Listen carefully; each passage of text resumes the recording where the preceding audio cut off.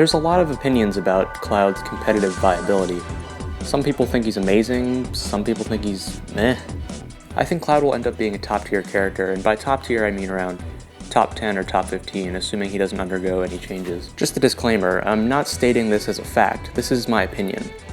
I also don't think that Cloud is broken or in need of any nerfs. I just think he's really, really good. Cloud has all the traits that make up for a good neutral game. Thanks to Limit Break alone, he actually really doesn't have to ever approach.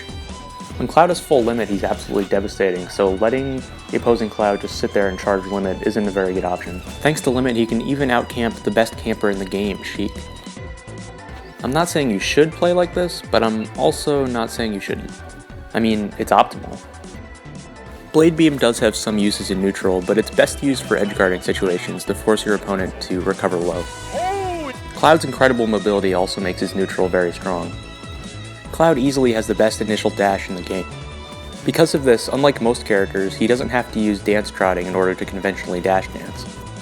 You can use any move out of a foxtrot, so you can easily cancel your dash to a jab, up tilt, or down tilt, or anything. Combined with his above average dash grab and amazing pivot grab, Cloud can use dash dancing to bait his opponent. Once he hits limit, Cloud's movement becomes absolutely ridiculous. He gains additional airspeed and actually becomes almost as fast in the air as Jigglypuff is, which is insane considering that he has the same short hop as Sheik, and runs faster than her. If Cloud ever does feel like approaching, all of his aerials can be safe on shield if done properly. People seem to think Cloud loses the shield, he really doesn't. He has no reason to fear shield in neutral, that's how strong his aerials are. This also helps him land against shield, with down air being an insanely good landing option against it. People will have to learn to respect Cloud when he spaces an aerial on their shield. That or start power shielding. Cloud's frame data is straight up better than every other swordsman in the game. Not only do most of his moves come out fast, but his aerials have ridiculous auto-cancel windows. Back air, up air, and nair all auto-cancel from a short hop, and down air and forward air auto-cancel from a full hop. What makes this even crazier is the amount of active frames on his aerials. Since his aerials have so many active frames, they can actually outlast air dodges. Having aerials that have this many active frames and auto-cancel this easily is just unheard of in Smash. Cloud's frame 7 down tilt easily combos into his frame 7 up air. Soft down air also combos into up air. Even when Cloud doesn't have a true combo available, he can still do serious damage by juggling or frame trapping the opponent.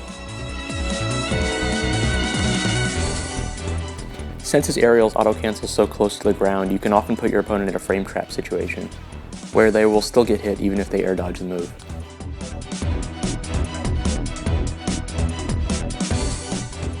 It's very difficult to land against this character, and as players continue to optimize his juggle game, it'll only get more difficult. While he has limit, Cloud can kill most characters around 40% if he lands a falling up air on them.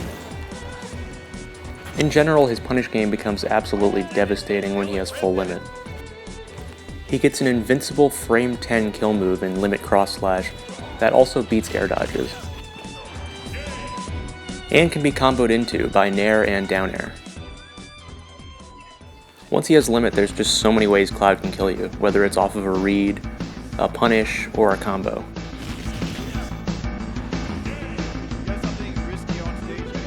There's probably more setups into limit break moves that kill that we don't even know about yet, so stay tuned for that. Cloud's recovery is easily his worst trait, although it's not nearly as bad as people are saying. When spaced properly, his up B will not extend his hurtbox over the ledge, which means he won't be gimped by all that stuff that supposedly sends him off so easily. Cloud can also use wall jumps to help him recover, and while he's rising towards the ledge, at the right time if you up B, he will actually snap directly to the ledge. This is a major key when recovering against opponents that could stage spike you or just outright spike you. And this is without even mentioning his limit break up B, which as we know is one of the best recoveries in the game. Remember to keep track of how much limit you have. If you don't think you can make it back without limit, then charging it on your way down is a good option. Cloud has already caused lots of upsets in just a few weeks. Here's one, Tweak beating Nairo at Smash Forever, a tournament series that Nairo always wins. Here's another one. And another one.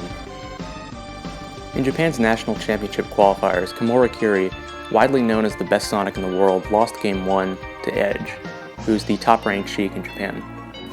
After losing the first game, he switches to Cloud and then proceeded to 2-0 him. He then beat Rain, another top Sheik, with Cloud, before getting eliminated by Abadango for 3rd place.